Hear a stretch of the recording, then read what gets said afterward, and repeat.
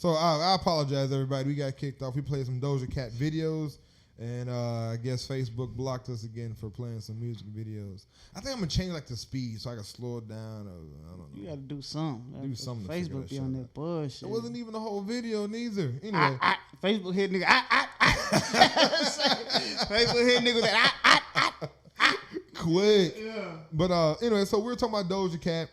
Played a little clip of her videos. If you don't, what she's saying is kind of valid. Regular black shit. Yeah, you know, nigga shit. Yeah, and not everyone can handle being a black person. Yeah. It's not the easiest thing to do. It's not. So I understand where she's coming from. You know, like I said before, I ask for white privilege all the fucking time for Christmas. That's what I want. If y'all want to give me anything, give me white privilege. I will take it in abundance. Expeditiously. It ain't happening. Was I the only one that caught that? What? He said expeditiously. Yeah, me and my constituents will take that shit expeditiously. You know, but I would love it. And then she also said something about homosexuals, talking about, you know, I called a couple of people faggots when I was in high school in 2015. Does that mean I don't deserve support? I've said faggot roughly like 15,000 times in my life. Doesn't saying faggot mean you hate gay people? Do I hate gay people? I don't think I hate gay people. Gay is okay. So these are comments she said that the community wanted her canceled for, banned for. She was also on a website called Tiny Chat, which is a chat room. And what she would do, you heard about that shit, right, Bree? I see you give it a little face. So she was on Tiny Chat, which is a website. It looks kind of like the Brady Bunch screen where you have like you know, all these people could view each other. And she was like twerking and half naked for these white men. And she was, you know, having white men call her nigger. And she was just doing some very stupid, unprofessional shit. As she's not a regular ass, you know, SoundCloud star. She's a complete star at this time, and she's over here acting like she's a fucking trying to make a SoundCloud star. You know what I mean? She's beyond the SoundCloud shit, and she's actually a signed artist, and she's over here, you know, just acting, you know, very questionable as a black woman in front of all these white men, and the people just didn't like it. No. And then she had a song that she said it's called "Didn't Do Nothing," right? And I guess "Didn't Do Nothing" is a phrase that the right, you know, Republicans and them, they use for us black people who claim that we've gotten murdered unjust by police, and they basically say we're talking about how we didn't do nothing. And mocking us, exactly. So she made a song trying to rebrand the "Didn't Do Nothing." And I thought the song was decent, to be honest with you. Maybe the title which shouldn't have been, you know, I wouldn't have never known "Didn't Do Nothing" was a thing they said about us. And, you know, somebody must have did their research and found a way to make it a negative. But it was a dope song, to be honest. I would play it for you guys, but guess what? You would get cut off. Facebook won't allow it. So, yeah. Anyway, so all this shit is about Doja, you know, Doja talking about how just not being a black woman, you know, she doesn't appreciate her black side. So with this being said, back to what the whole conversation started before we got blocked. This is who Doja Cat is, so I kind of set up who she is. Nas has a new album. Huh? Oh, I thought you were going to play this shit again. Like, no. Oh. I'm off Doja. Oh, all right. So I just set up okay. I just set up who she is, right? All right. So again, Nas on the right-hand side, Doja on the left-hand side, Jamaican, African, and Jewish. So Nas, on the very top, you see the picture, had a new album that came out Friday. He had this song, Ultra Black, right? So he talks about Doja Cat in this song, all right? This is what he says, please, Facebook. Sometimes I'm over black, even my clothes are black. Cash money with the white tee and the soldier rag. We going ultra black, unapologetically black. The opposite of Doja Cat, Michael Black's in black. So that's what he said. That's what he said. He was just talking about how he's unapologetically black, unlike Doja Cat. That's kind of what he said. So a lot of people got pissed off by that. They're like, Nas, fuck Nas. He's over there, you know, using, they said he's using Doja Cat's name for clout. Right? If he's a legend, so he isn't a legend, I said. Don't ever if him as a legend. Don't do that to that nigga. Fuck ain't no legend, man. But it's crazy, like first of all, like, you remember when hip-hop niggas would talk shit about people and it was, like, acceptable? If someone had, like if you're part of the culture or if you're not part of the culture, you have to understand that you may be found in a hip-hop song, and now in 2020, we're so sensitive and sad about shit like that we sit here and talk about someone using someone's name for clout and how that should not happen. Nigga, how sensitive are we as people? What the is going on with us? We're mad because Nas called someone that is fucking has no sympathy for her black side and called her not being unapologetically black like he is. Where's the lie? He should stand by that though. He didn't stand by that. He never took it back though. I don't think he did. Man, he was like, I just said the shit because it rhymed. I'm like, come on, man. Did you see that? He said some weak shit like that? Yeah, he said he just said it because it rhymed. That's exactly what he said. Yeah. Oh, nah, legend. Come on, legend. Come on, goat, man. You the goat, man. Nigga Jay-Z wouldn't have said no shit like that. Yeah, he said, I just said it because it rhymed. I don't want no smoke. I don't want... Nigga Tupac would have took all that goddamn heat. Yeah. Nigga Eminem would have took... Y'all fucking shut. Nigga Eminem would have took all that, nigga. Goddamn, I didn't know he said that. Yeah. Oh, come on, nah. Well, fuck it. But anyway... this is how sensitive we are. And this is kind of why I brought it up, because it was a cool story to me. And I mean, like, why are we so sensitive as people? Like, what is going on with hip-hop? Hip-hop now is working the same culture as the no dodgeball in elementary and no headbutting in soccer's no more. Like, is that where we're at right now with hip-hop? We have to censor our music and censor our comedy. Like, is this what we're doing with everything in this country right now? What the fuck is going on? Nah, because people still beefing. I just don't get... That was just silly though. Like, what was it, the line or his apology? Her taking offense to the shit. Yeah, I mean, she knew what the fuck she was doing, yeah. and her fans were sticking up for her, and they're like, "Oh well, Nas can't make fun of her. Nas was beating the shit out of a whole black woman, Khalees." I'm like, that's kind of he stick to his black side. He wasn't whooping a white woman, so I mean, he's sorry. What? What? That's. This nigga. What? Can't say that, man. Why not? What you mean? Why not? You have daughters too, man. What are you talking about? I know they wouldn't hit my daughters though. So it's cool because they wasn't hitting your daughters? I was just. Well, it's bad mojo juju right there. And they say, hey. Can I apologize like Nas did? Yeah. Can I apologize? Yeah, I'm not apologizing. It was a joke, goddammit. It was a fucking joke, goddammit. But he kept it black. All right, so he did it again. Speaking of black men hitting women, and we got this one guy over here shooting females. I did that for the segue. It was a segue moment. All right. It was. Nah, player. No, you didn't get the segue. No. Okay. Anyway, so we have Tory Lanez. He's out here shooting females. So, and this is kind of a fucked up situation, to be completely honest with you, okay? Tory Lanez shot Megan. You know how I know Tory Lanez shot Megan? I'm not finna let y'all keep playing in my face. And I'm not finna let this nigga keep playing in my face either. So, since y'all hoes so worried about it, yes, this nigga Tory shot me. You shot me. And you got your publicists and your people going to these blogs lying and shit. Stop lying. Why lie? I don't understand. I tried to keep the situation off the internet, but you dragging it. You really fucking dragging it. I don't have to lie about that. Why would I lie? You want me to be a bad person so bad, and y'all motherfuckers want to believe the lie before you believe the truth.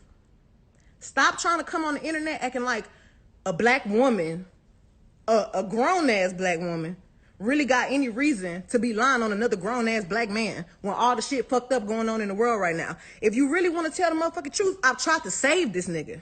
Even though he shot me, I tried to spare him. And y'all motherfuckers is not sparing me. That's crazy. That's fucked up. Y'all niggas don't know no code. Y'all niggas don't know no loyalty. I don't even know where half you motherfuckers be from on the internet. Stop playing with me and don't play in my face no more. Okay? And that was that. First of all, I want to tell the world, nigga, Megan Thee Stallion is a beautiful ass woman. Naturally beautiful. I think she is gorgeous. She is. No ifs, ands, or buts about it. That is a beautiful woman. She's not a beautiful black woman. She's not a beautiful woman from Houston. She is a beautiful woman on earth. I never knew that she was that beautiful. I've never, you know, you see all these women in makeup and shit, but you see just she's a naturally beautiful woman. So what do you think about this whole situation? Speak on it. She apparently she had some deep feelings for this nigga if she was willing to spare that nigga basically, because she said, I'm trying to keep it off for the internet, but y'all keep bringing this shit up. So now, you shot me. So is it because the nigga little as hell, so maybe if he was taller, he probably would have hit her in the stomach or something, nigga. Little ass nigga shot her in the foot, like straight up. So that joke is good, but my joke ain't good? So that joke is that nigga little though, dog. She was 6 feet, he was 5 feet, so he was pointing the gun. Time the fuck out. Hold on. He was pointing the gun straight, nigga, and hit her foot. I'm talking about slapping her. Now I was fighting a woman. You talking about killing a female?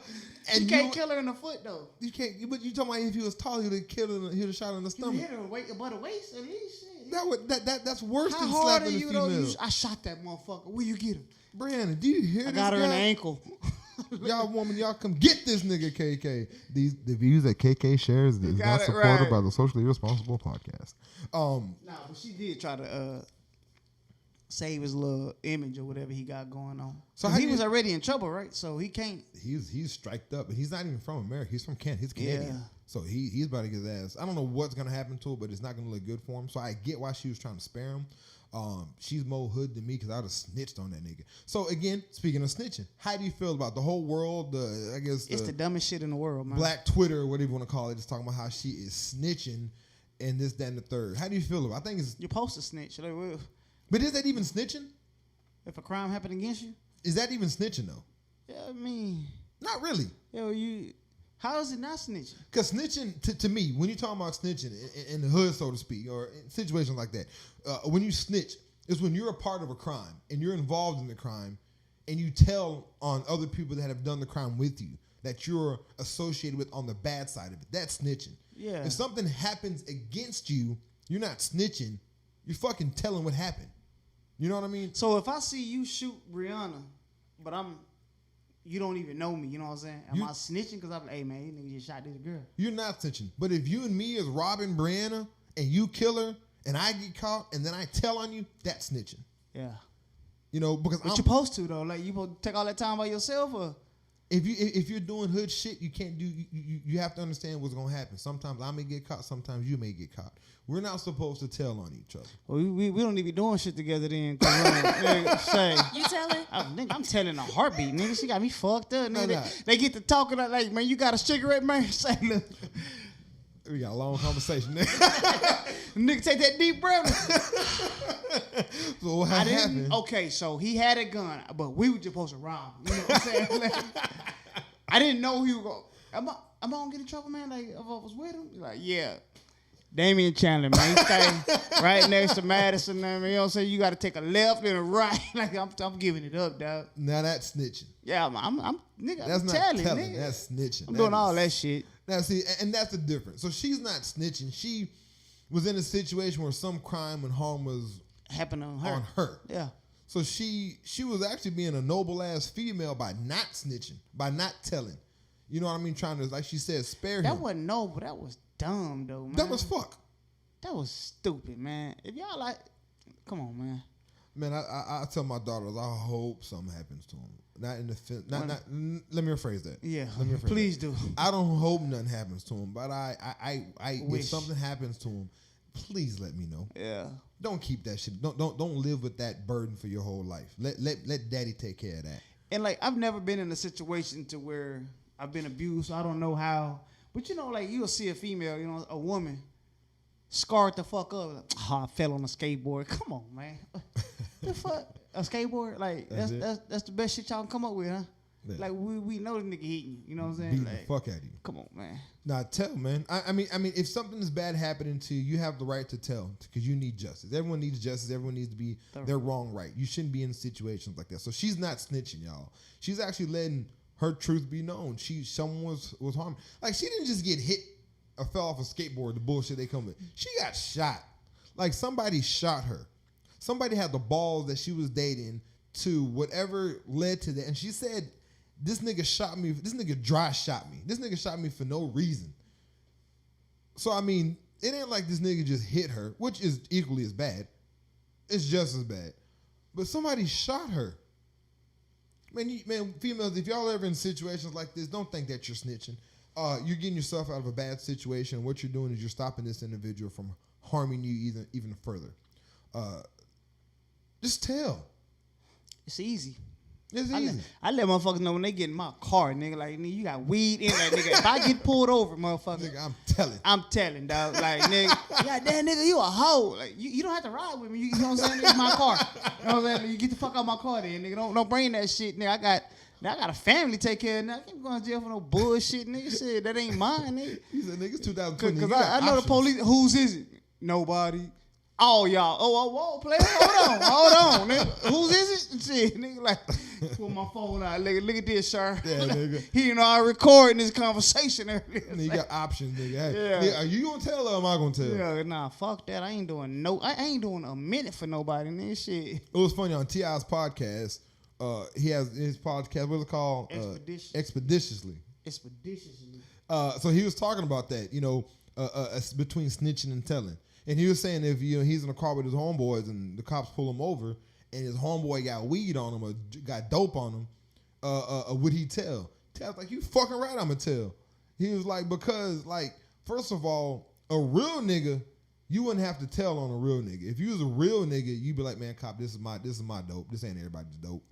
So first and foremost, if you a real nigga, as they talk about, you should take that charge on your own if you know it's just you and not everybody else is involved. The realest niggas be scared to go to jail too, so I ain't trying to hear that shit. You know what I mean? But if you're not that real nigga, be like, hey, cops, man, this ain't got shit to do with them. This is all my dope. If you're not that real nigga, he said, I'm snitching. I'm telling. He said, I'm not snitching because it's not snitching. He said, I'm tattletelling. I'm telling on all y'all niggas. He's not taking a charge from nobody else, and nobody should have to take a charge from somebody else. Who does that shit? Megan was trying to take it, trying to get this nigga off. But she wasn't finna take no charge or nothing, though. She was trying to bless him. But she also said in this whole speech, which was kind of cool. So there was more to the story why she didn't snitch on him and tell on him. So when they got pulled over, did you hear the whole story, Brianna? The whole, it's like 8 minutes maybe? I didn't hear the whole thing. So she was talking about how, in this time of world where, cops are killing people, like they had a whole gun in the car. She wasn't about to tell the cops that someone shot her and the gun is in the car. She wasn't about to tell the cops that. She said the helicopters was flying over there with lights on them, cops were surrounding the car and all this shit. She wasn't about to snitch on nobody, say anything about a gun being in the car. And then when she got to the hospital, the doctors were interrogating, asking her, so who shot you, blah, blah, blah. She's like, she was scared. She wasn't trying to put herself in no situation that they were going to twist up and all of a sudden there's a gun in the car and all of a sudden now they shooting at them because the cops feel threatened. So that's why she really didn't give it up. And she tried to dead the situation, right? And then Tory and his people were pushing it, trying to say she's lying, she didn't really get shot, to try to make him look good. And that's why she posted that picture you see up right now with her foot with that big ass wound in it. That's the gunshot wound that she had in her foot. So then she was like, nigga, I did get shot. Quit lying. Nigga, quit lying. Quit telling all this shit. I really got shot. I'm not having no reason to lie about this shit. So that's why she came forward with this. She was like, nigga, I was trying to spare you, but you trying to save your name on some bullshit. I'm trying to help you out, nigga. All right, fine. This is what happened. You shot me, nigga, and blase, blase, blase. So Tory's kind of stupid on his end because if he would have shut the fuck up, this shit wouldn't even be a story right now.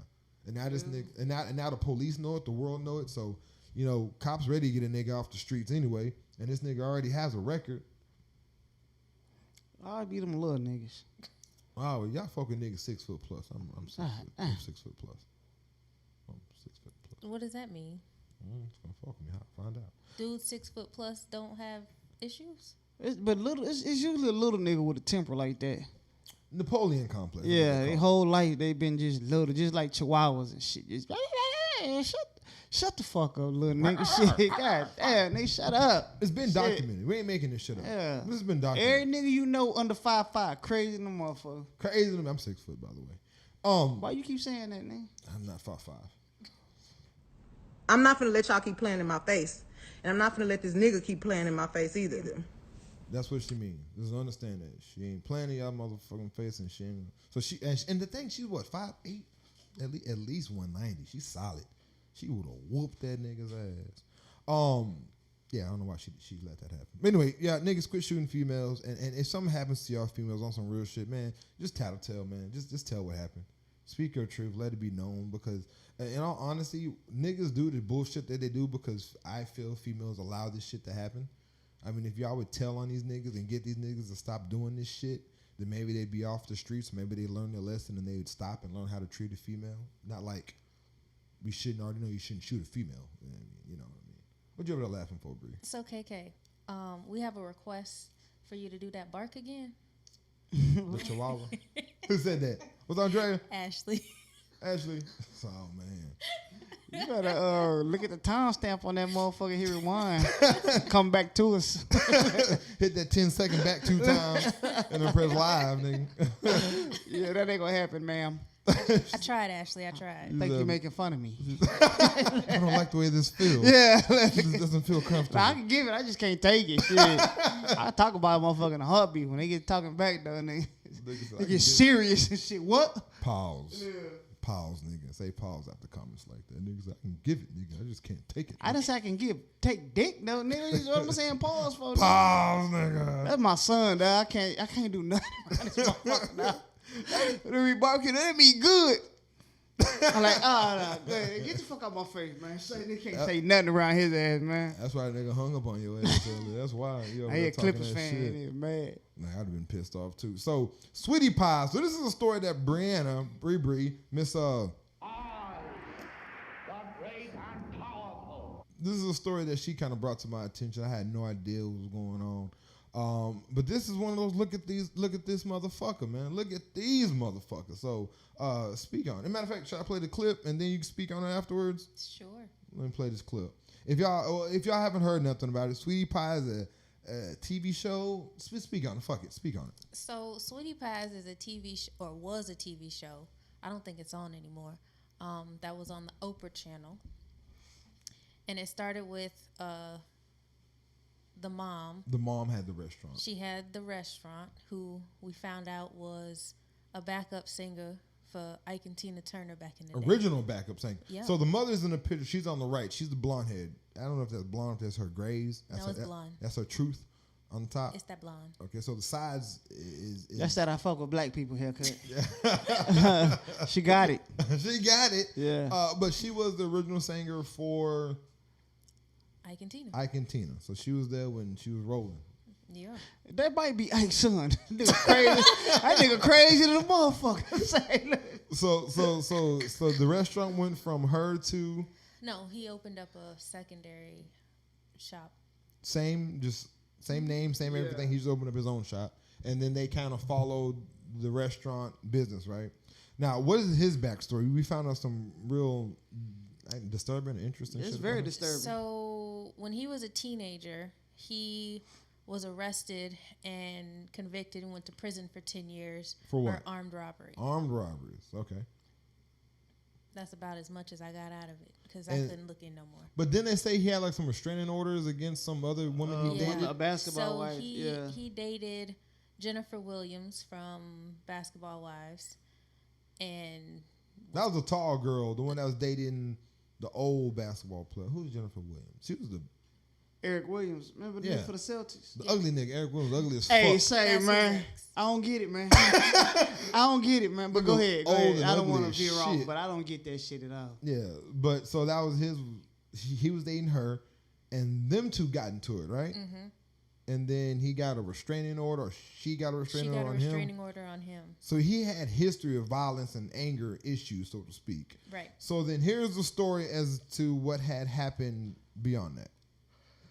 A plot to kill to cash in on a life insurance policy. Good evening. I'm Samantha Jones. I'm Steve Savard. Tonight's new details come from federal authorities. James Norman is charged in a murder for hire plot. The victim, his nephew, Andre Montgomery, was killed in March 2016 on Natural Bridge. He was the grandson of Miss Robbie, the original owner of Sweetie Pies. The restaurant and the family were the focus of a series on the Oprah Winfrey Network. News 4's Corey Stark is in the control room tonight. And Corey, this story is getting national attention. Yeah, it sure is, Steve. And we have some of those details. The U.S. Attorney's Office says Montgomery's uncle, 41-year-old James Norman, was arrested this morning in Jackson, Mississippi for conspiring with another woman to have his nephew killed. Federal authorities say their murder-for-hire plan was all over a $450,000 life insurance policy. Our News 4 cameras were there in the late night hours of March 14th, 2016, after Andre Montgomery was shot and killed inside a house on Natural Bridge. Andre had appeared several times on the St. Louis-based reality TV show Sweetie Pies. This video showing him graduate just a few years before he was killed. Now, 4 years after his murder, authorities still don't know who pulled the trigger, but say Montgomery's uncle, James Norman, and a woman were behind it all. Court documents show 2 years before the murder, Norman took out a $450,000 life insurance policy on his nephew, in which Norman was the only beneficiary. In the days leading up to the murder, Norman, who was living in L.A., began communicating with an exotic dancer by the name of Teresa Ellis, who lived in Memphis, Tennessee. They both traveled to St. Louis, and on the day of the murder, prosecutors say Ellis contacted Montgomery to learn his exact location. After learning that information, she used a temporary phone to call Norman, and Montgomery was killed minutes later. Authorities say Ellis's phone location placed her in the area of the murder at the time of the homicide, and that she called Norman immediately after the murder took place and then left town. Soon after, Ellis deposited over $9,000 into bank accounts that previously had a negative balance. And a week after the murder, Norman contacted the life insurance company to collect on the $450,000 policy. And court documents show that despite several attempts to collect the insurance money, Norman hasn't been able to do so because he's failed to submit proper documents. Norman does own a Sweetie Pies restaurant in Mississippi. Ellis also faces a conspiracy charge in connection with the murder. Corey Stark, News 4. So that's the story. I heard nothing about this shit. This is my first day hearing anything about it. But yeah, so when you saw that, when they were going through the story and they had a picture of Norman in that black silhouette, that's actually the stripper.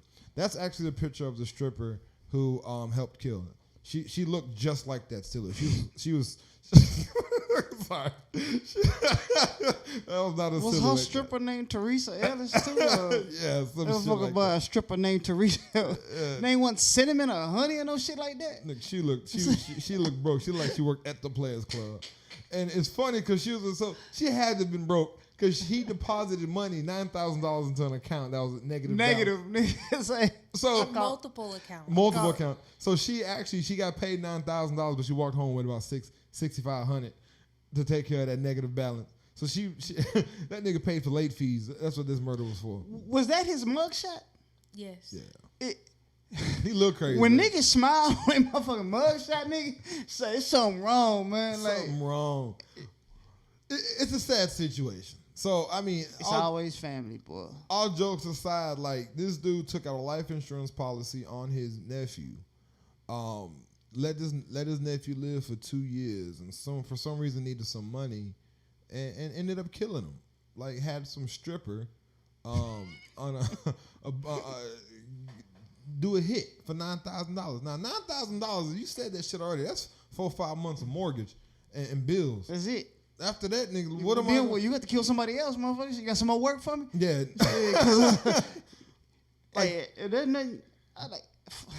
That's how black people ain't shit. Say like $450,000 policy. Like, I'm gonna give you $9,000 to kill him. Like, nigga, that's it, nigga. Nah, player. I'm telling. I'm telling. That's like somebody died though because of all this shit. All this fuck shit that we talking about and laughing about. Like somebody actually died. That's how bad this shit is. It's his family. But that's not the worst part. What's the worst part? What is it? He still ain't collected none of that money. He ain't gonna get that shit. Especially with a murder investigation on top of it, that money is gonna be on escrow until. The news talking about in a week later he called insurance. Shit, that's what you supposed to do though when somebody die, right? You supposed to call insurance. So tomorrow. That part, that part could have been left out. Like it's about a week later. They died. I'd question some of the fact that you waited so long to call. Like why a week, nigga? Why you got $450,000 on somebody? You wait a week to call, nigga. Why? What you trying to hide, nigga? But yeah, so that's what happened, man. Like he's actually about to he's pretty much going to jail. But it's crazy, man. Like people are really doing that shit. So this motherfucker has no goddamn sense. I don't get it. I wonder how that came out. Did the girl want some more money and then she told, and how did this get out? Because it was 2016 when this shoot happened, right? So far, all they're saying is that they did their investigation. They pinged the location from the cell. Yeah, but they didn't do that shit 4 years ago, though. 4 years? They're not going to say it all. So why is it a national story now? And they also said that Nelly's producer from the country Nellyville album, he's involved in this shit too. Nelly ain't taking care of his people in St. Louis. He ain't rapping though. What are we supposed to give him? He get money from his country albums he been made. He got royalties. He could have done something. Would you pass that shit out? Hey, he's a killer. I'm a fucking killer. So this motherfucker right here. So this is an old issue. This isn't nothing new, right? Yeah. We all know, P. Diddy was dating his son's ex, whom was 25 years younger than he was. So this is nothing that's new. We already know about this motherfucker. But I'll show that to show y'all this motherfucker. How do y'all feel about that? Not the white and black thing. It's disturbing though. You know what I'm saying? Like, I mean, he's of age, but that's some disturbing shit. Why She's is of it age. Disturbing? But she's of age. This is Madonna. She is. We know 62. she's of age. She's 62. KK. Yeah, you like that. That'll work for me. That'll work for you. She's 62. He is 26. That's her boyfriend. They've been dating. I don't know how long they've been dating for, but they're an item, a very consistent item. They were in Jamaica recently. Nigga, she was out there with him just twerking. She was feeling it. She was out there living her best life. Why are we not? Why is this okay? Why is it okay for older women? That shit ain't okay for me. To date younger men. Y'all made a whole movie that fucking got awards. Yeah. Stella got her groove back and all this shit. And they was in Jamaica too. Jamaica's where it's at. Yeah, and Tay Digg, ain't that nigga from Cleveland or some shit like that? He was the local resident Jamaican. Why is that cool? If that movie would have been the exact same movie with a dude, older dude and some 22-year-old female. But that happens all the time though, man. Older dudes and younger girls. So why is that? Why do you think this is just as bad as that? I don't like it either way around. Like it's kind of gross to me. Like, how old are you? I'll be 44 next month. You wouldn't date a 23-year-old woman? Fuck no, man. I got a 25-year-old daughter, nigga. That shit is disturbing to me, nigga. Like, I don't think it's that bad. When your daughters get older, you'll see. Would you date? You'll see you wouldn't want none of your homeboys. Like, nigga, I had to check a couple of niggas because they was following my daughter on Instagram. Like, nigga, what the fuck are you doing, dog? Like, what do you want to see? Oh, I didn't know that was your daughter. It is, nigga. So unfollow, motherfucker. You know what I'm saying? Take care of that, nigga. ASAP, nigga. Shit, like, I be looking like, nigga. But that's different. What's different, dog? It's different because, I mean, that's friendship. How I would look at it. We're friends. We're close. Like, that's off limits type shit. This is my daughter. You know her since she was a child. Oh, this is different. But like, if I'm 38, right? I am not interested in women that are in their early 20s. I can't have a conversation with them. There is nothing in this world that we can talk about at all. You know what I mean? Not one thing we can talk about. So that would kind of throw me off. But would I have relations with a girl that's 23, 24? You goddamn right I would. Why? Because she's consented. That's why. What do you mean, why would I? She's consented at 18, nigga. So you gonna wait 5 years? I mean, I wouldn't be in a position to where I'd ever be that entwined with someone that's 18 years old. But if she was 22, 23, 21, I mean, I don't see, I don't see what's wrong with that. If it's consensual type. Now, I couldn't. It's always going to be consensual. I just don't. But, I mean, I couldn't have a relationship with someone if their mind wasn't right. But if they're fucking 21, 22, and their mind is on point, like, why not? Women do this shit all the time. Would you fuck with somebody, a 21-year-old dude? Yes, you would. No, I wouldn't. You wouldn't? No. Do you think it's bad? I don't think it's bad, but I like older men, not younger. But you don't think it's bad, though. You don't see, like, it's not like you're fucking a 14, 15-year-old dude, right? It's like, we know that's bad, so you know what I'm talking about. I thought you look. What the fuck? Wait, you went a little too far there. But you know what I mean? Like, I don't think this is equivalent to that. They're both adults. Mm-hmm. Like, I don't think P. Diddy, I think his situation with fucking, girl, Steve Harvey's daughter, was that was his son's ex. That's what you see bad about it. That's what I see bad about it. You know what I mean? Because then it's like, nigga, that's my ex, dad. Like, if it was your homeboy's ex, I'd see, okay, you know, bad or good, I don't know. I wouldn't see it as that bad. But this is your son's ex. You know, like you fucking your boy's ex. Or your boy fucking your ex, nigga. He comes home with a 43-year-old female. Hey, dad,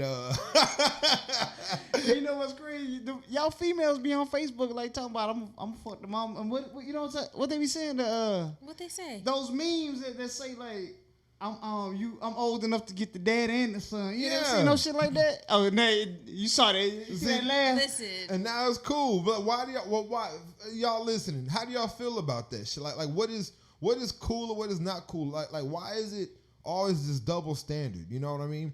If we're all adults, it shouldn't be an issue. Why are we mad at one and not mad at the other?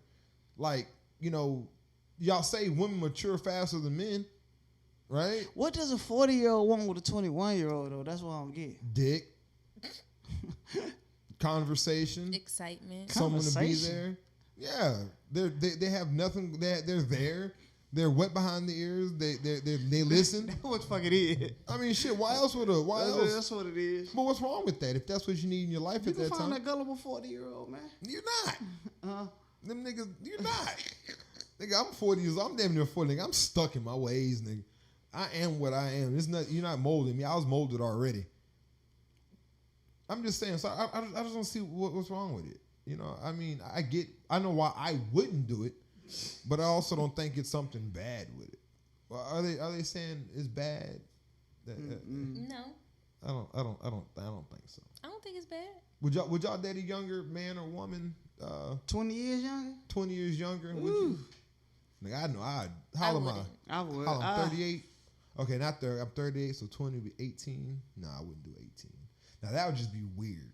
And how I look at it, like the way my it's consent though. What you say? The way my situation is, I don't think I could a 20-year-old, an 18-year-old with. I can do nothing with a 20-year-old, 18-year-old. So she in 2 years though, she ready though. She needs to get a little more experience. I need her to get ran through a little bit more before me and her can actually have a conversation. Like I'm on some bullshit. I'm not gonna lie. I'm not the most. I'm on some bullshit. Like what? Like you know. I mean, when my asshole licked or something like that. She 18. She ain't never did that before. Now I gotta be like, okay, so not too much. Brandon like an asshole lick. That's how I like my asshole lick. That's that. She giggling. That's that. That's that. That nigga ain't lying. Reading comments. Shut up. That's a that nigga ain't lying laugh. Anyway, Ashley Nicole says she's dated older, much older. Ooh, Ashley, how much older?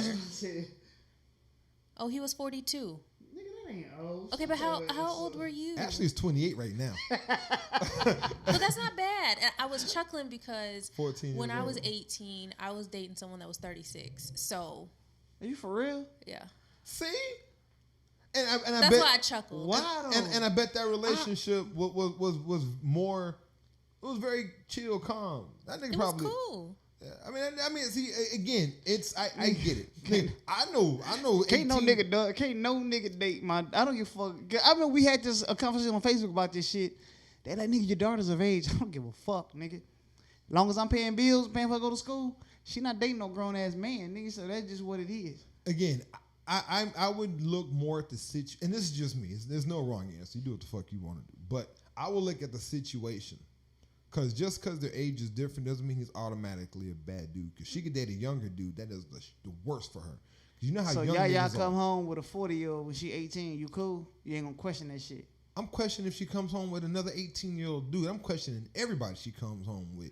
But you'll be cool with it. I'm not going to be cool with anybody she comes home with. But I'm not going to be not cool for the simple fact that he's 40.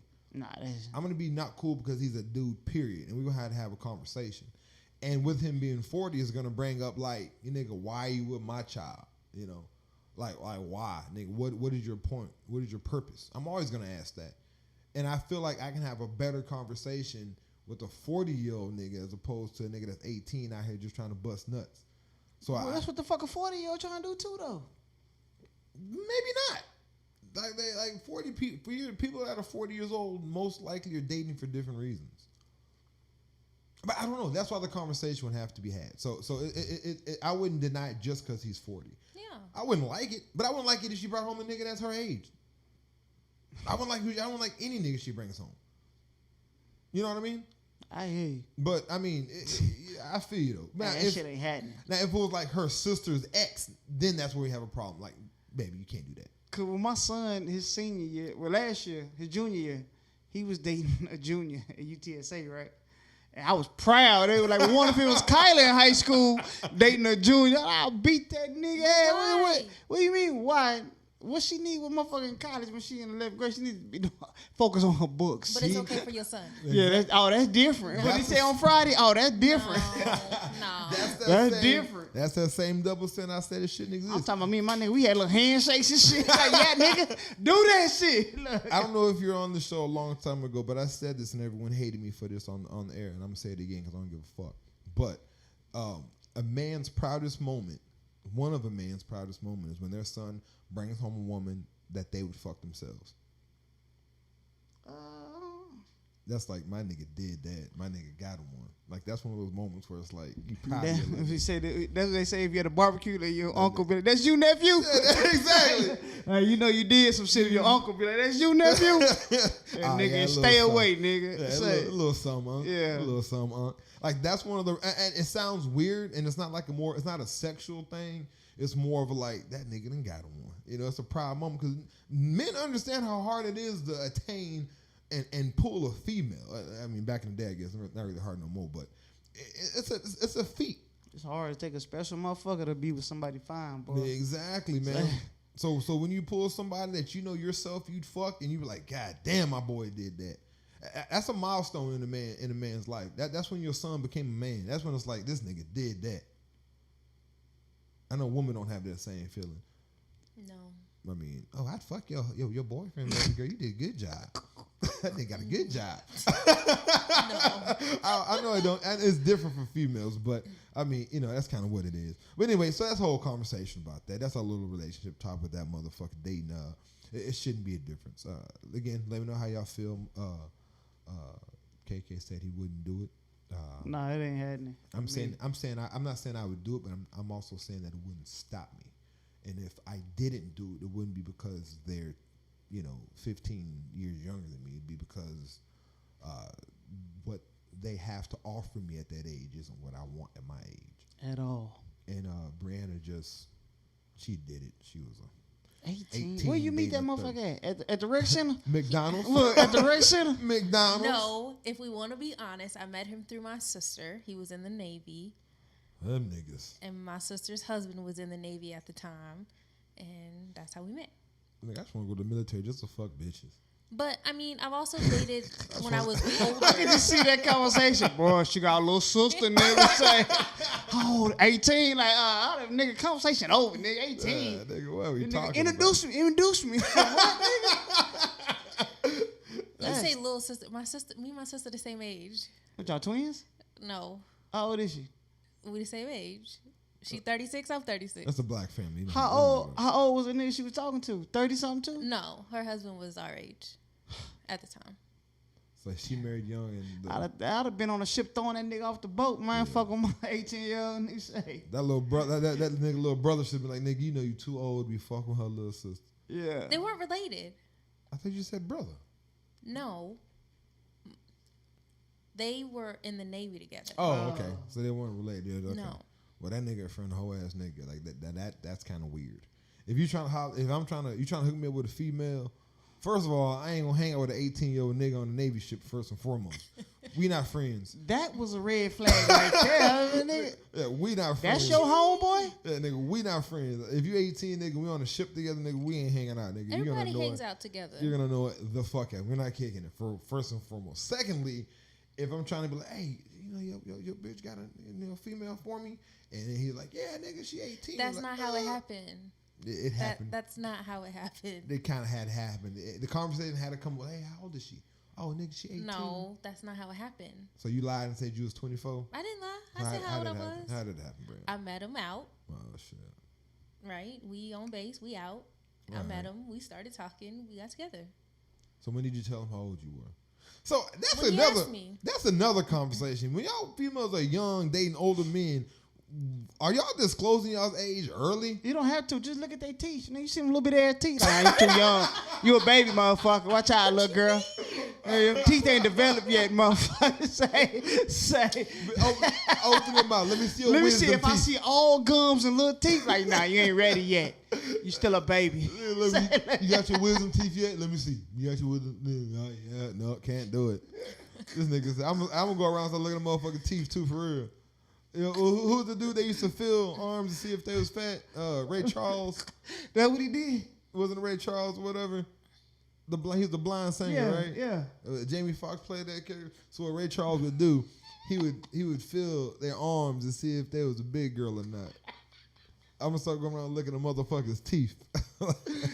That bitch laughing. So that nigga, he did that. He like, I can't fuck with you if I can't close my hands. I don't know if he couldn't fuck with you, but then he just determined what it is he thought. Ashley said she has little teeth. Yeah. Oh. She's also 28. Yeah, it makes sense now. It makes sense. All right, so last week we had a conversation. My bad, Ashley. Oops. So last week, actually, speaking of Ashley, this is Ashley, right?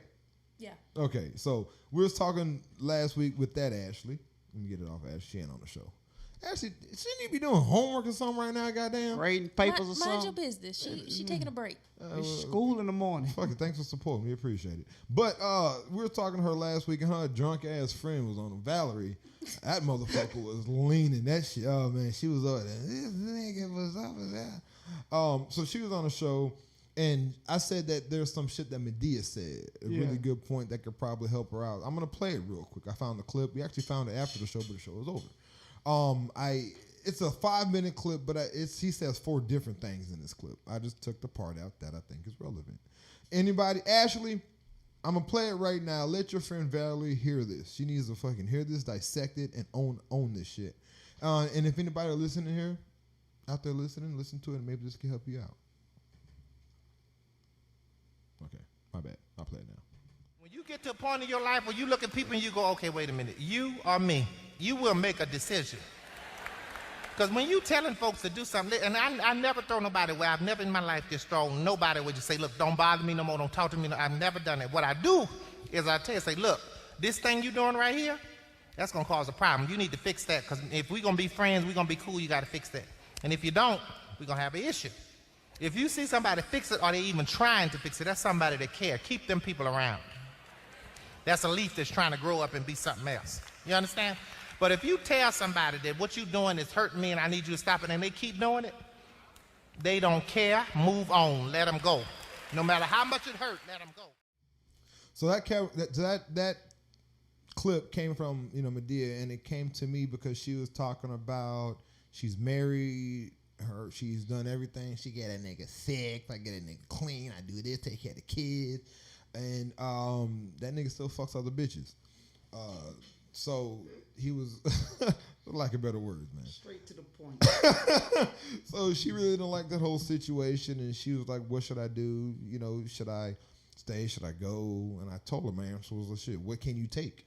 When this nigga's doing too much to where you feel like you can't take it, then you need to make that decision on your own and get the fuck out if that's what you choose. Medea kind of touches on it, man. Like, figure out what the fuck you can take. If you ask somebody to change, it's something you're doing is affecting me and I don't like it, and if they don't change, they don't care about you. If they do make that change, and that's somebody that should be in your circle, then they actually care about you and they're willing to help them help you basically. So Ashley, tell your friend what I just showed. Show her that she could probably use that advice. And if she doesn't, she just doesn't. You know, it's her life. Let her live it to the fullest. But I mean, shit. If you're okay with the nigga fucking bitches, then be okay with it. Don't ask us about it. You know, figure it out. Shit. I mean, I don't know. It's just the best advice I can give you. Shit. You supposed to be caring about people's feelings. Yo, fuck your feelings, nigga. If you like, damn. I mean, shit, I thought when she asked that question, I thought it was a pretty dumb question. And then she asked me. She told me my answer. Ain't nobody ever gonna ask a question on this show. Say. And it's not because she's been cheated on. She's asking me what she should do. Like, what can you? I mean, you're being cheated on. Obviously, you don't like it. Y'all been through counseling and all this shit. You don't know what's going on. You feel like you're doing everything you can do, and you're not getting nothing from him. What the fuck should you do? I mean, why are you asking me that? I mean, if you're accepting of that, then shit. That's on you. Yeah, you're asking me something that you already know what you're gonna do. You know you're not leaving this situation because if it was, you would have been gone a long time ago. But anyway, that's all I can give you. That's all I got for it. So anyway, Ashley, please relay that speech and that message to her so she can get that. So we have a question. We're gonna have one good relationship topic for you guys today. I would like to have had a female besides Brianna. I know Brianna is our resident female. She has a vagina, so she counts. So she's Thank you. Appreciate that. She's gonna give us her input. But being submissive. How do y'all feel about being submissive? Bree. I, the great and powerful. This is what I'm gonna ask. I should call Terry on this. You should call Terry. She was watching. Yeah, you want to call her real quick, see if she's going to be on. Does she have WhatsApp? I'll reach out to her. Hold on, Ashley's got a question. What does she got? Ashley, what question do you have for us? Do you think social media makes relationships harder? I think if you're worried about social media in your relationship, I think that's where the problem. That's a problem to begin with. Oh, wait, there's more to the question. Oh, okay. Well, I'm listening. Since access to others are at our fingertips, she thinks deleting social media would help. He ain't gonna delete his. So. If a nigga want to fuck another bitch, he gonna fuck another bitch. You understand how many females any guy or how many guys any female see every fucking day? Like, if you're worried about people's access, like, what are you gonna do next? Follow them into the bathroom and they go take a piss? It is easier though. I mean, it just depends who you're fucking with. If you trust somebody, that's really what it is. If you trust somebody and there's someone that is trustworthy, then it shouldn't matter. But if you're dealing with somebody and their interaction on social media is an issue, then it's like, if I'm dating a guy that's a crackhead, then, with me keeping him out the streets make it easier? No. If he wants crack, he's gonna find crack. If a nigga wants pussy, he's gonna figure it out and get it. I mean, I think that making social media an issue in a relationship at our age is childish. How do y'all feel about that? What did y'all's output? Did you text Terry yet? Yeah. What is your thought on that, KK? On the what, social media stuff? Yeah, like it could be a problem to some. I can see why it's a problem. Well, anything could be a problem, but like why? Like in because in a woman's eyes, or in some women's eyes, you cheat. Even though you ain't having sex, but you all hearting pictures that make your girl look like insecure about it. Like, and you like, that's what you like? You know what I'm saying? You know what I'm trying to say? Like, you have a certain type on Instagram that you like, you know what I'm saying? Or on Facebook that you follow and comment on and stuff. Like, your girl noticed that shit. But why would you do that, though? Not you specifically. I'm pretty sure because they like the picture. So. But why? But if you're in a relationship, like, there's lines you should and shouldn't cross. Oh, I see what you're saying. You know what I mean? So if you're dating somebody, again, I'm dating somebody, and it doesn't make my girl look good. So why would you picture a chick in a situation to where she don't look good? She doesn't look good. You should never want her to put you in that light. So why would you put her in that light? No, I feel you on that. You know what I mean? Yeah. So I mean, at this point, social media isn't even an issue. This nigga's just being disrespectful and having you looking like a little regular ass bitch anyway. That's the issue. You know what I mean? Yeah. So I mean, when it comes to social media, like, you know, I wouldn't, if I felt like I had to get rid of my social media just to be with you, then I feel like I'm doing too much. Yeah. If I feel like I have to give you my passcodes to my phone and my email address, then I feel like I'm doing too much. You know, I don't need to be with you that much. I'm okay with being by myself. And I don't want to feel like I have to, you know, jump through hoops just to fucking be with you or just to enjoy time with you. At that point, it's not a relationship. At this point, it's a fucking job. Yep. And I don't want to be in a situation. I want, like I said last week, when I come home, nigga, this is my peace. Yeah. I want to come home to other bullshit and chores and just, you know, jumping hula hoops and stuff and not having to watch what I have to say and all. Like, fuck that. Mm-hmm. Nigga, You're tired of that shit. Tired of it. I want to let my dick out and just walk around the house freely and just be free. Take your bra off and let him hang. Like, let's just kick it. You know, let's just laugh. Let's have a drink. Let's watch this game. Let's see Luca. Oh, we on? Let's see Luca hit. Oh. You know, that's shit I want to do. But to answer her question, I mean, again, when it comes to social media, I think that's a teenager conversation to have. I think if you're with somebody and you're dating somebody, I think number one reason you should be with someone is because you trust them. Number one reason. There we go. That's Terry. That's her. Give me a second. Terry Lynn. She said, who is this? Terry Lynn, can you hear me? I'm not being recorded, am I? Are you being? No, you're not being recorded at all. Am I being live? Am I live right now? You're totally live, 110%. Oh, they can't see you. No, they can't. They can't see you. They just hear you.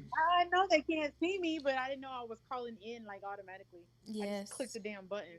No, What's well, up? Yeah, no. What's going on, Terry? So listen, everybody. Thank you, Terry, for calling. This is my aunt. This is the baby of the Notorious 12. What are you doing? What's going on? At the moment, I was filling some shit up for school. Okay, so What y'all doing? We're podcasting it up now. Me and Terry, it's crazy because me and Terry have probably never really just had long, serious conversations until like maybe a year or two ago. I was the little cousin, nigga, you bad, nigga, go somewhere. And then she was the older one. So, now that we're all older, me and Terry actually had some, the times we've talked is like hours. And we've actually had some really cool conversations. She's not really a fan of San Antonio. So welcome back to the city while you're here. We've had good conversations about sex. Yeah, we don't talk about shit like that. We don't talk about that, but we've had conversations. But anyway, earlier I was trying to come up with some topics, right? And you know KK, right, Terry?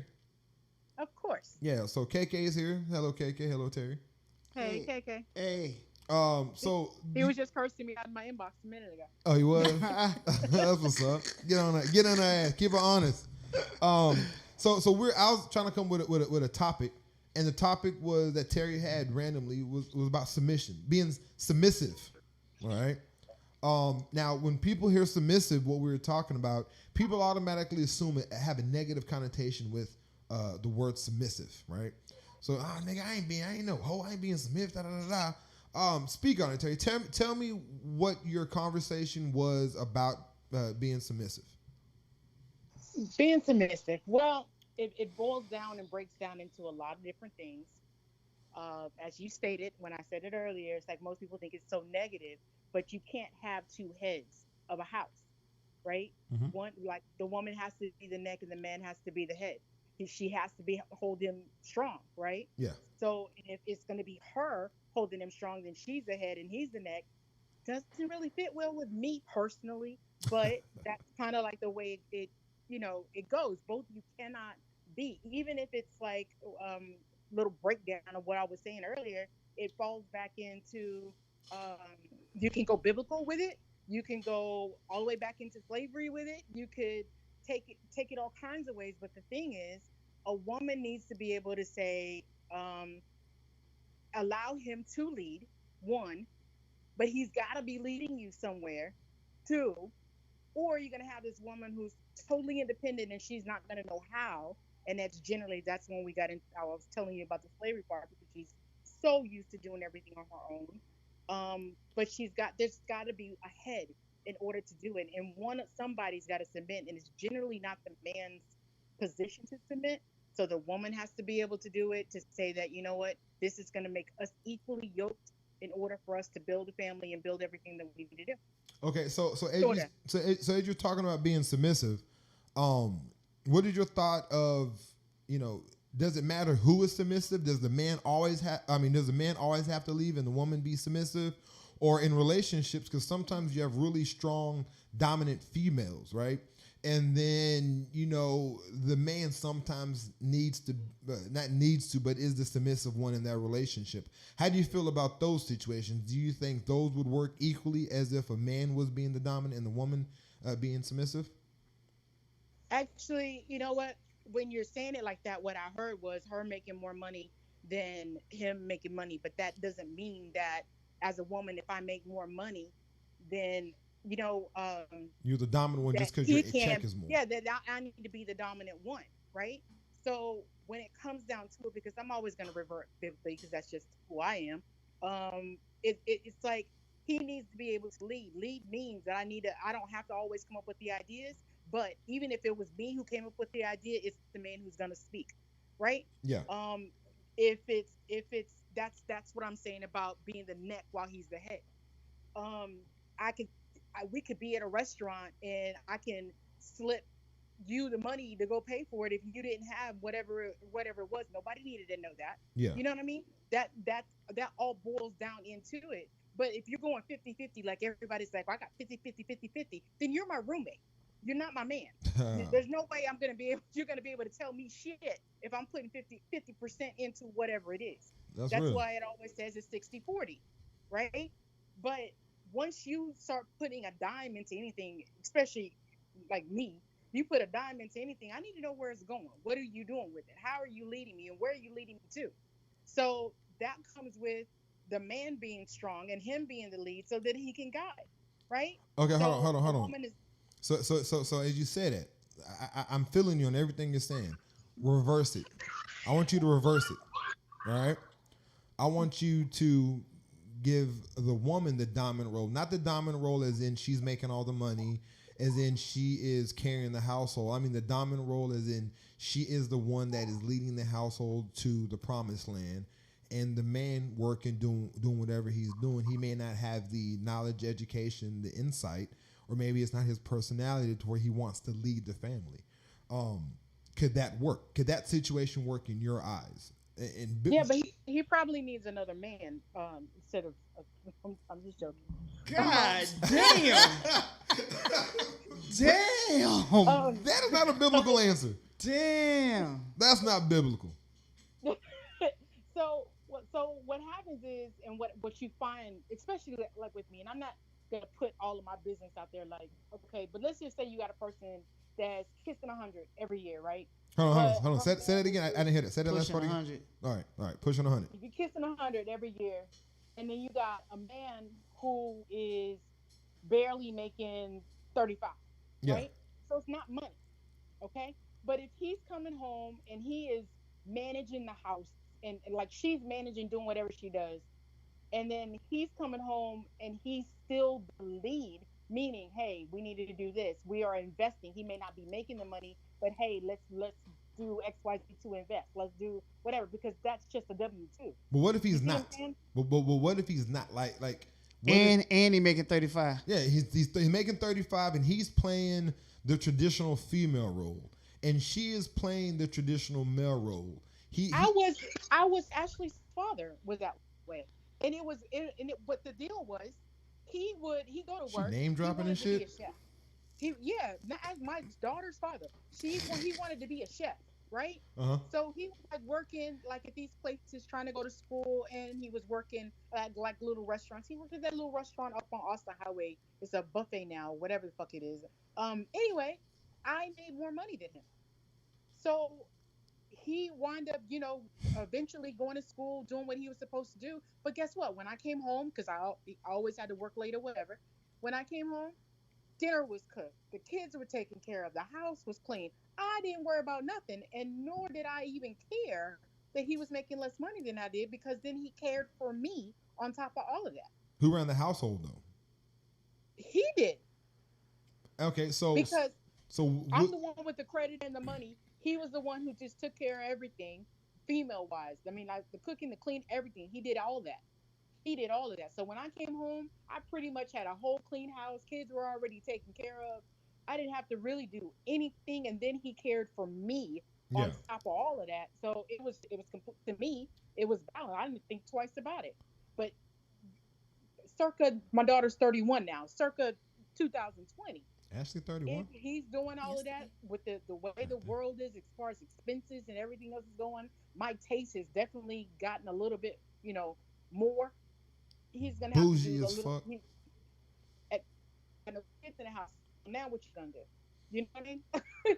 So is it gonna be balanced? No, it's not gonna be balanced, because now I want more shit. Back then I just wanted a happy home. Yeah. Now I'm thinking properties and buying up shit and traveling. And how are you gonna attribute to that? Because see, I can't be the only snack in the house. You know what I'm saying? Like, you got to be able to do something. See, I'm the firm believer in, having a dominant and a submissive situation. I'm a firm believer that, you only have one captain on a ship, period. I've also understand when it comes to it, I don't think that it needs to be just the man. I feel, and this is just my thought, and I'm going to let KK speak on it after this. My thought is that as long as you have one captain, whether it's the man or the female, you're going to go the right direction. Now, me, I am a dominant male. That's how I look at myself. I'm very headstrong. I feel like I'm intelligent, and I have an idea, and I need someone that wants to. You're a type A personality, a typical Gemini. Yeah, there you go. And I need somebody to jump on my ship, because I'm not trying to jump on nobody else's fucking boat. And that could be a good or a bad thing. But the point of me saying this is that that's how I am. And I feel that if somebody else, is the exact opposite, well, if I meet a female that is also strong-willed and minded, a lot of females don't know how to chill the fuck out. And a lot of good women don't know how to be like, all right, let me chill out and let this man lead. Maybe it could be because they're jaded. Know themselves. Yeah, maybe they could be jaded in their past. They never experienced a man that was like that, or maybe they never had a man growing up to see that, hey, this is how a man is supposed to move. I mean, because mind you, Terry, I was raised, and this is something I'm gonna say this real quick. Terry, y'all fucked up my dating situation, for one. Damien, I didn't have a date until I was 18. Stop playing. No, nigga, y'all listen, fucked up Terry, my dating situation. No, listen, Terry, fuck this, listen. I went to prom by myself even. I can't influence. My life has never influenced your life because you're older. Y'all's life. So all my aunts, right? I grew up with a shitload of aunts, right? All my uncles, they were out doing whatever. It was me, and then I had like my cousins. It was Brianna was below me. Marie was above me. So it was just a bunch of females. So I grew up with a lot of females, right? And then my aunts, all y'all motherfuckers never really had a nigga around, right? So, and my mama, she never kept a nigga, right? So the thing is that I grew up with a bunch of strong black women that held it down and took care of shit, right? Yeah. So when I date women now and they can't handle simple shit, I'm like, bitch, what the fuck is wrong with you? Not in so many words. And they look at me like I'm like, well, I'm trying, like, man, listen, this situation that you're going through isn't difficult. Like, I'm used to seeing a strong black woman do strong black shit. You know what I mean? And nowadays you see a bunch of women that say if, they check is a little bit short, their whole life is fucked up for the week. If they're fucking something happens out of the that is not ordinary, their whole situation is all like, oh my gosh, I'm stressed out, I'm anxious, I'm having anxiety attacks. Bitch, go take a nap. Like, what is wrong with you? And so really on some other shit that has nothing to do with this conversation, y'all have fucked up my dating. And I sit here and talk so much shit and see these women do unnormal shit that is unnormal to me because I've seen it be done before, and I've seen the impossible happen out of fucking nothing. And fuck y'all for that. And that's all I want to say. I love y'all, but fuck y'all. Now, KK, what is your thought on the whole submissive dominant? How do you feel about that? I don't need nobody to be submissive. Just respect me and don't make me look stupid. So, but that is submissive. You what? That's pretty submissive, KK. Is it? That's very submissive. But y'all talking about all other like letting him lead. Like, nah, nigga, I've done all that, paid all the bill shit. Like, I guess, motherfucker, we gonna be roommates then, cause so, I'm not finna pay all these motherfucking bills. You keep all your money and all you doing is anybody can cook for me, nigga. Like, I don't need you to do that shit. Like, it's more than that though, KK. It really is more than that. Decision making. Where are we going with the family? Yeah, it's building a family. It's being equal, because one has got to be the yin, the other one's got to be the yang. So no, you can actually have, like, for me, when I'm out in the world and I'm doing my business, people see me one way, like I take no shit, especially because I work in commission sales and real estate, right? I take no shit, right? Because you got to get the sale done, you got to get it done, or you're not gonna eat, right? But I tell people all the time, you see me one way, but when I come home, I don't want to wear the pants. I want to be able to take that off and be able to just put your hair down and be the girl, right? But that's a balance that I choose to be. I don't want to come home and then still have to just, you do this, you do that, or you know what I mean? Like, make this deal, make that deal, or not do that deal, or sit and play Fortnite all fucking night. I mean, come on. What are we doing? No, I totally. We're also having a different conversation because we're over 40. Yeah. You know what I mean? No, versus when I'm 20 or doing whatever. Yeah. No, listen, I totally understand what you're saying, and one of the things that, of course, you alluded to a couple of times, the amount of money you make as opposed to the other person doesn't make you the dominant or the submissive one. That income has nothing to do with it. No, and like you said, it don't. It's a respect it doesn't. factor. If I make 100, you make 35. Ain't shit you could tell me. Like that. But that mentality is kind of like. I ain't trying to hit. Like, don't. What is what? It's and this is again my opinion. It's not a mentality that'll set you up for success, because, running a household, so to speak, needs more than money. Money makes it easier, but it's like, what are we gonna do with this household? How are we raising the kids? What direction are we going to go, like spiritually? What are we going to do? What are we allowing our kids to watch? What sports? What schools are they going to? Like, what are we going to teach our kids? What values are we teaching our kids? That's the dominant role. That's the role that only one person can play. Because we can't be like, oh, well, I think Tupac is dope, and my kids aren't fucking listening to Tupac. You can't have that. We have to be like, babe, this is how we're going to raise the kids, our household. This is how we're going to take care of our investments, our finances. This is our plan. This is where we're at. This is where we're trying to get to. Ready, break. That's the dominant role. Somebody has to be the coach. Somebody has to be the quarterback. It doesn't matter who's making the money. This way, we're talking leads, right? Yeah. I would be taking your name. So that means you're automatically the leader. You're not taking my name. We're not Oprah. Right? And what the fuck is wrong with y'all females not taking a nigga's last name in this millennium? That's what I'm saying. No, that's part of the submission. When I submit to you biblically, if it's biblically, I'm taking your name, I'm taking your family, I'm taking your inheritance, everything that comes with it. Yeah. Right? So that's part of the submission. I'm losing my last name. Hyphenated or not, I'm no longer just gonna be Chandler. Yeah. I'm gonna be whoever that is, and I'm actually supposed to lose Chandler altogether. You know what I mean? Yeah. So that's even a part of the submission beginning right there from the day you say I do. Yeah. My daddy get pissed off because my last name is Chandler, not Johnson. Oh, he hates that shit. He actually had a conversation with me. I love the man to death. He was like, so, you ever thought about changing your last name? Like, nigga, nope. And like, it's just, like, I've never thought it was never crossed my mind. But of course, he's like, I'm his only son, as he speaks on, and it's like once he's gone, like the Johnson name is gone. How the fuck are all y'all last name Chandler? Because I don't have no cousins. I got about 40 cousins, and me and Mook are the only Williams. Remember when I told you that these motherfuckers never had a man? You remember that conversation we had? Yeah, I'm like, how the fuck? Everybody last name Chandler. Yeah, we as biblical as Terry is speaking, our lives were not the most biblical lives. My last name is supposed to be Johnson too. So For real? Yep. Yeah, we're mixed with Johnsons and Chandlers. That's a whole nother conversation. But yeah, we still all Chandlers. You're gonna have to get a pen and a paper and a map to figure that out. Yeah, and some of those last names are just there. So that's a whole other conversation.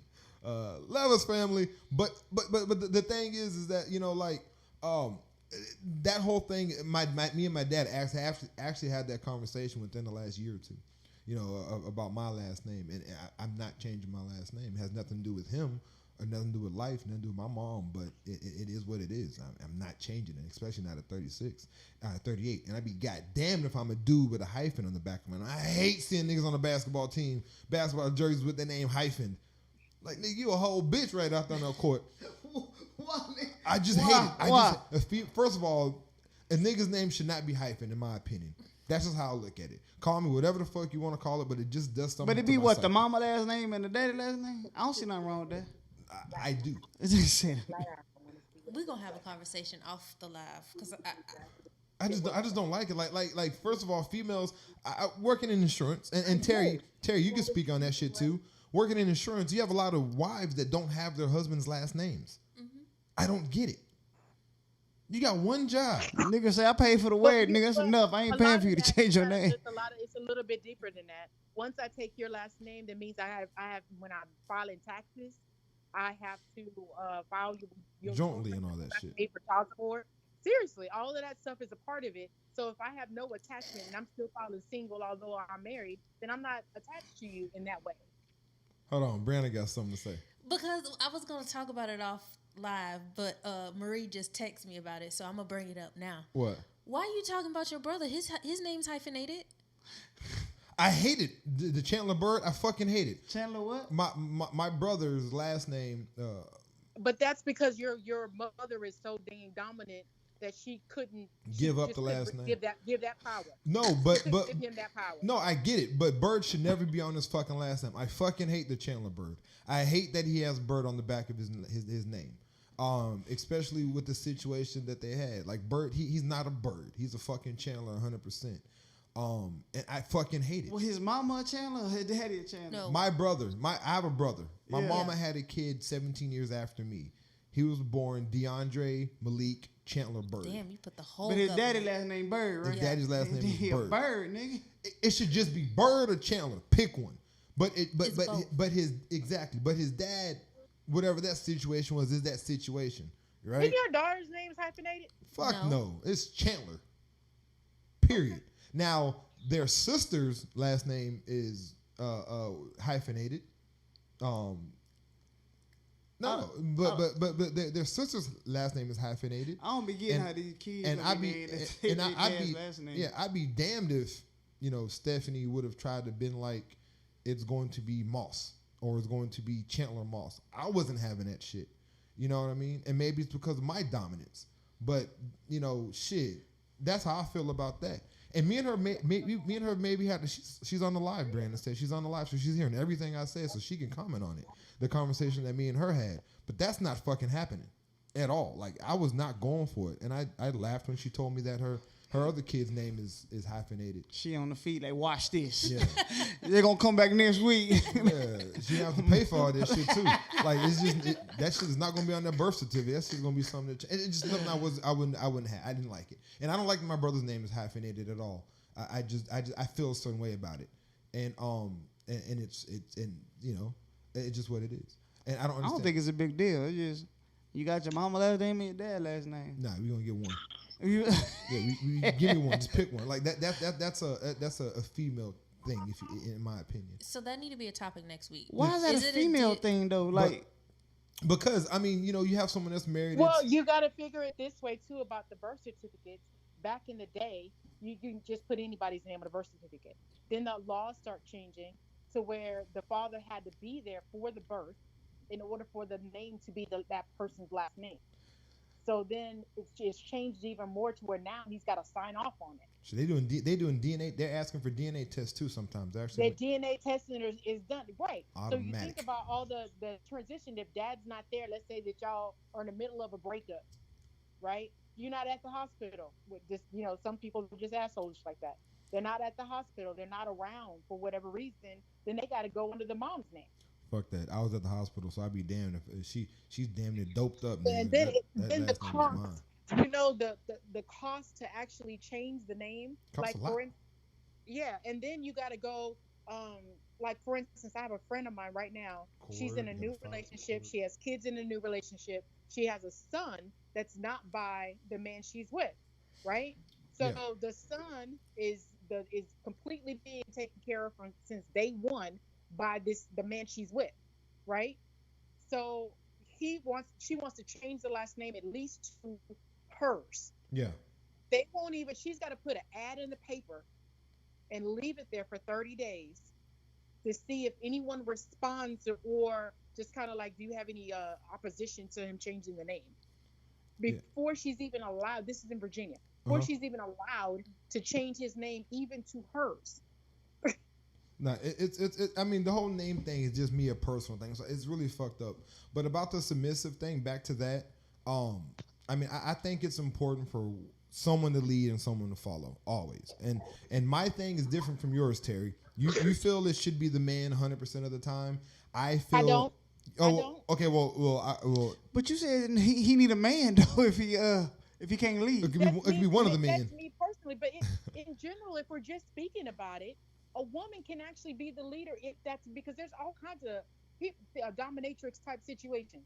There's plenty of them, but that's all in the people's personal preference. Yeah, I can't say I'm open to all of that. I personally am open to the man being the lead, but I'm well aware and understand that it can happen another way. All the time. Yeah, all kinds of ways. Yeah, so I feel it just needs to be one. My issue is when it comes to situations to where me being a dominant man, not being a submissive man, so I can't speak on a submissive man situation, but me being a dominant man to where a female like just can't sit the fuck back and just let me lead and let me figure out where we're going and just follow. There's a lot of personal issues. Go ahead. We talked about that.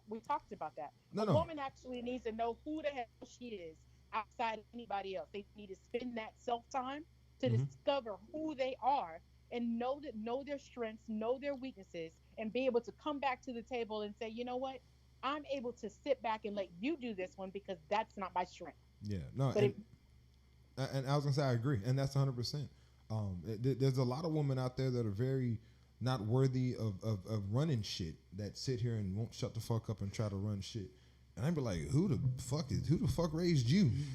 like you need to understand, like, this is not your role right now. And not to be rude, but like I said, Terry, y'all fucked it up, man. Like, I know a lot of strong black women in my life, and y'all really have fucked it up for me because I see women and it's like, y'all weak ass mother. I can't take, like, shit. This night is not going good for you. After this, I'm gonna lose your number. We're not gonna talk anymore. That's kind of what it is. But y'all really made it hard for me because y'all set the bar kind of high, and of course, you know, with the situations that all y'all went through, every woman and the men too. But I don't fuck with men, so I can't speak on them. But the shit that the woman went through in raising a child by yourself, and with the help of the family, and just as a unit, like, you know, it's a lot of shit that wasn't, like, we grew up in shit. When my generation, it was at Nana's house, it was what, 14 of us in a 4-bedroom. And Terry occupied one of those rooms with her and her kids. So, you know, that was fucking what, 10 of us in 3 bedrooms, and Skip had his own room. So it was 9 of us in 2 bedrooms. Nana had her room. So that's 8 of us in 1 bedroom. That's too many people. I didn't have the kids there. It was me because I was the only girl in the house. Well, it was you and Ashley and Troy when I was there. Tyreek and Eccles wasn't there. It was Ashley and big head ass Troy. Then he had a big ass head and big ass ears. Then he was a cute little kid though. Perfect ass teeth. I was perfect ass white ass teeth. All dark skinned kids. Oh god damn. KK speaking from experience, but it was you need to get that. He had a little cool. You need to zoom in on that face. But no, it was a bunch of us in the household, and we made it work. Like thinking how as problematic as it was, the household we lived in. Like, I can't remember no issues and problems we had growing up, until I was just. Yeah, but besides that normal shit, I can't think of any issues that we really had. Just like I was talking to somebody. Y'all was in one fucking house? 59, 67. And that was my generation. Before then, when they were on Peck and all that shit, it was a 2-bedroom house. 3-bedroom. One for the boys. It was a 3-bedroom house, and it was all 11 of the kids and Nana. You and No, it was Mike. Marie. It was Mike and Marie. And Michael, right? I was there on and off. It was when I was born. We moved from the east side when I was like 2, so I was only there for a little bit. But Mike was there for sure. So it was like 11 kids. Nana, that's 12, and 2 more, Marie and Brianna. I mean Marie and Mike. Yes. 14 in a 3-bedroom house on the east side. And the house wasn't that big. It's a lot of fighting. That's what they said. But I mean, I came later, so I came when I was on the east side with my dad at that time. I stayed with my They dad. don't do that. They don't do that shit no more though. It Huh? always stayed in house. Huh? There was some shit. It was just always stayed in house, and Nana always tried to just cease it before it got to that. But these are the women that raised me. So a lot of the shit that I see in females, it just don't fly with me. A lot of the issues and the conversations and the bitching, it just don't fly with me because I've seen it happen. When I was growing up, again, living with them and then with my mom was military. My mom was out there young, doing what a young woman does. She was never really around growing up. I was always with Mike. So I raised myself a lot of my life, how I look at it. So, I mean, I was raised by a strong ass woman. And this is a whole nother conversation. I'm not saying that's the best way that I should have been raised, but that's kind of what it was. And again, y'all fucked me off when it comes to dating because, a lot of women aren't raised like y'all were. Y'all was raised like some niggas. I was raised by some niggas. Basically, teach them to raise these standards. Yeah, so I mean, it's kind of right out here in San Antonio, as we already talked about. The bar is really low out here in San Antonio when it comes to the dating pool. That's why I live on the East Coast. Yeah, but that's a whole nother conversation. You even But talk like you live on the East Coast. the East Coast, It's rubbing off on them. Yeah, you sound like them motherfuckers. But that's the thing. So I'm curious about what other people think. I know everybody understands, gender roles. Somebody being dominant, somebody else being submissive. So I get that. But what do y'all actually think about it? How do you feel about, should a man be the dominant? Should the woman be the dominant? Does it matter who's the dominant? Can both make it work at the same time if both are dominant? What issues have y'all been through to where you felt that was an issue? And on top of everything, do you understand who the fuck you are? Do you understand that you're probably the dominant one? And do you understand that, I'm actually a submissive one? So I need to find someone that's more dominant than me to make it work. Because I can tell you right now, if you think 2 dominant situations will not work, nigga, 2 submissive motherfuckers definitely wouldn't work. You'll never get nothing done because nobody make a decision. At all. So that is worse than having 2 dominant motherfuckers, like way worse. So know who you are, know where you're at, know your role, not gender role, but just know your role when it comes to that dominant submissive situation, and then just look for your pair. Simple as that. So Damien, what are you?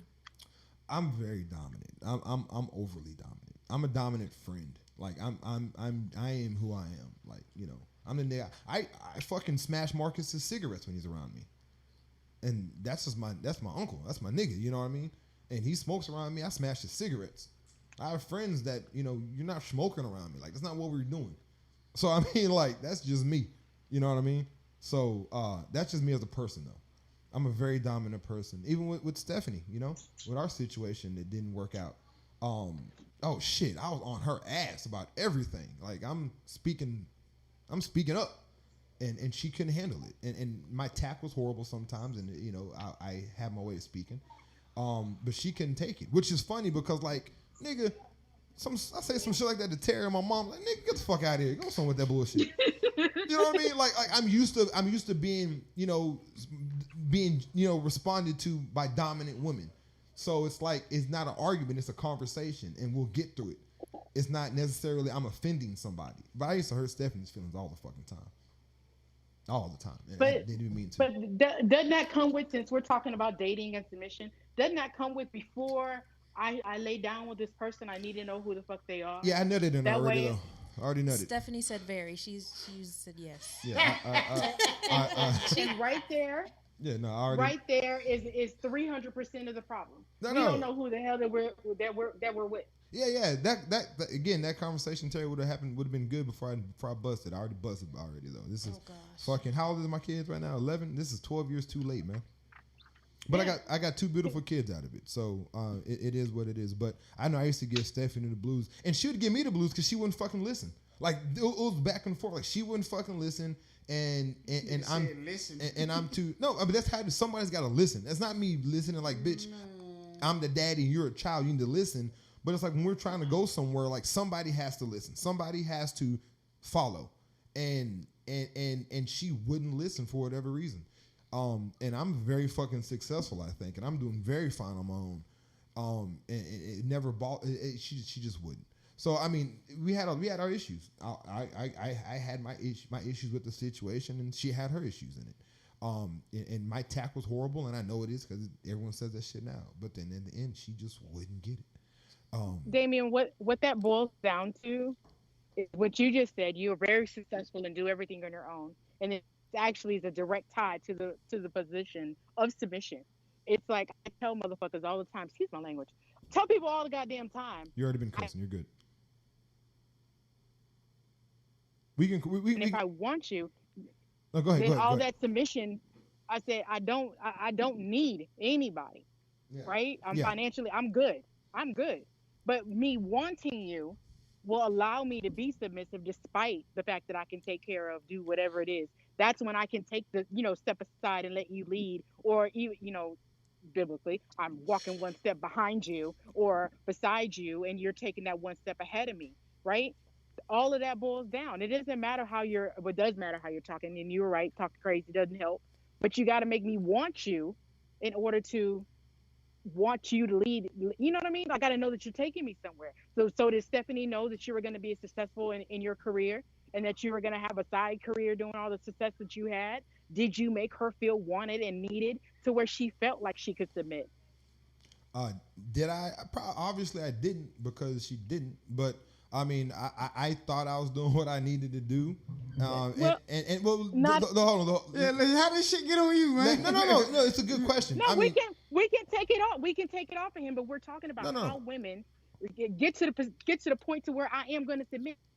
No. I mean, my situation, and I get what you're saying. I want you. I have to give her a reason to want to submit, even if Right. And so I get what you're saying. But again, our situation when it comes to me and Stephanie, it didn't start off like a relationship type deal. It didn't start off like that. So we were, we had our situation. We were, I hate saying it because it sounds so weird, but we were fucking and ended up having a baby. And that's kind of how that situation started. So, and then of course coming in from situations like that to grow and try to have a family and a life and go, it just wasn't the non-biblical way, as Terry speaks. The best way I can describe it. It was never set up to succeed. And then, not knowing how to. This is my first child. I didn't know how to do it. I had a relationship based off of never being in a relationship before and having a kid off of that. There's no handbook for how that shit's supposed to work. I didn't know how to handle it, and I did it wrong in a sense. And if I would have done it right, I would have probably found out before that, her personality and my personality don't mix. Not that she's a bad person. It's just our personalities don't mix. And it just wasn't working. But by that time, I nutted in her twice by that time. So just say you had sex with her. I'm just saying. So it was what it was, and we've had our arguments. We're actually better now. I mean, she's watching the podcast right now, which is weird, but we've gotten better. We've had our arguments. I went through a life where I've hated her fucking guts, and I'm pretty sure she hated my guts as well, because of how I am. But I'm not a bad person, and she's not a bad person. We're just completely different. And she would never fucking listen to me and understand where I was coming from, which was fucking frustrating. But Terry, once again, that's a good segment, man. I appreciate it. That was a good topic, and hopefully people are listening and getting something out of this whole thing. And mainly, like I always say, it's about knowing who you are, knowing how submissive, if you're the submissive or the dominant one, and then finding your match. Yeah. That's it. Yeah. What they having fun? What they playing? Tell them kids to go to bed. Both them niggas, whoever's back there is dominant. Nigga. That nigga is not going to sleep. Nigga say, "Fuck y'all, I'm hanging out and partying." But thank you once again, Terry. Thank you for calling in. And shit, before you leave, man, we need to get you on. I know you're very opinionated. And you'll talk that shit. So like I said, before you leave, maybe we can get you on. I still need to fuck with you anyway. But you have a good evening. Put your grandkids to bed. She has fucking grandkids. That's crazy, right? Plural grandkids. Yeah. No, one day I'll be there too. Ashley, the only one with kids, or the Troy got kids? Troy don't know yet. No, he knows it's what only Troy knows. Ashley. You say Troy don't know Only yet? Ashley. I think Troy doesn't I'm have pretty any sure Troy children. got a kid out there somewhere. I'm pretty sure Echoes will probably be the next one, huh? Nah. All of them, it's funny because they say the same thing you say as far as the people that they meet or like you remember when me coming up or them coming up, I always had 2 or 3 jobs. I'm always trying to do whatever. And when they meet people, they're like, oh, take care of me. And they're not used to that. Yeah. So bitch, you they're gotta saying work. the same thing you are because they were raised with me. Yeah, no, y'all, Like, y'all what really do you fucked it up. mean? Like, yeah, y'all really fucked it up for all these females out there. So, I mean, Well, not thank you, but whatever.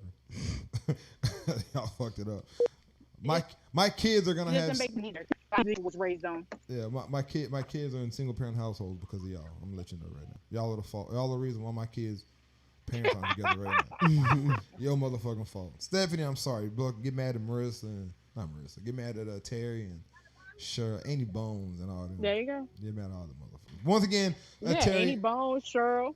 yeah, all them. Well, Annie Bones, Pat. Pat was a strong motherfucker. Pat was strong as fuck. Shit. Who else? My mama. She was dissing niggas. This is all y'all. Y'all suck. Thanks for the conversation. We'll get you back on though, Terry. Real talk. That was a good one. I hope somebody got something from this. Yeah, tag me in the comments. I want to read this shit. All right, we will. I will. We'll tag you in it right now.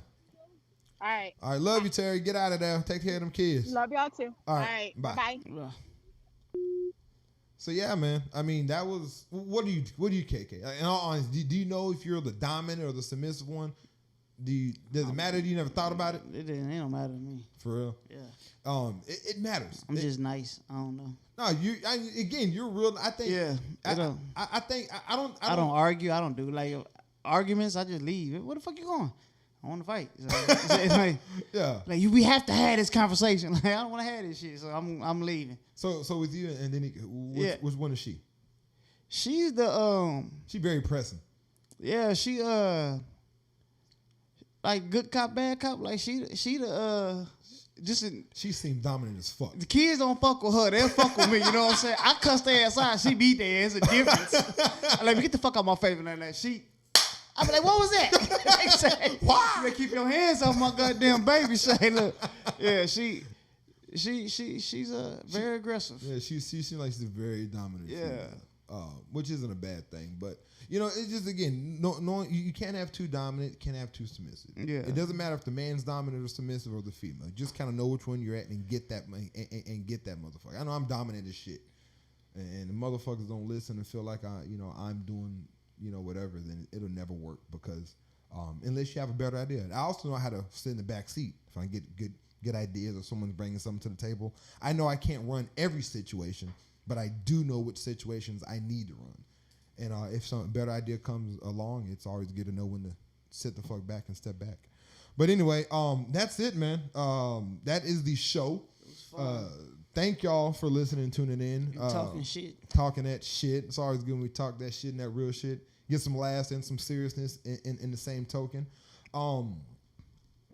Casey. I don't know if anyone knows Casey. Brahm, his last name starts with a B. We're arguing on Facebook. If I can get that individual, someone to contact and tag him and let him know I want him on this show, since he sits here and says I post shit just to get content for the show. Well, motherfucker, we have a show and we need to get content. So if you want, that's what you're supposed to do. That's exactly what you're supposed to do, right? So if you want to be part of the content, I would love to have you on.